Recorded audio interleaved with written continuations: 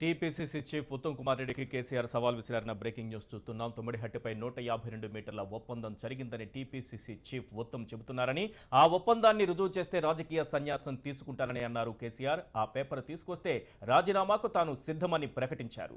తాను తప్పుడు ఒప్పందం చేసినట్లు నిరూపిస్తే బేగంపేట నుంచి రాజ్భవన్కు వెళ్లి గవర్నర్కు రాజీనామా లేఖ సమర్పిస్తానని ఉత్తమ్ కుమార్ రెడ్డికి కేసీఆర్ సవాల్ విసిరారు.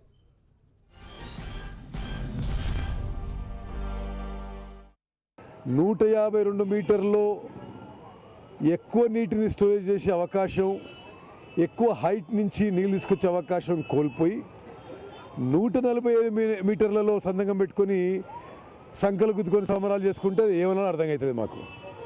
అది 148 మీటర్లు, ఇది 100 మీటర్లు.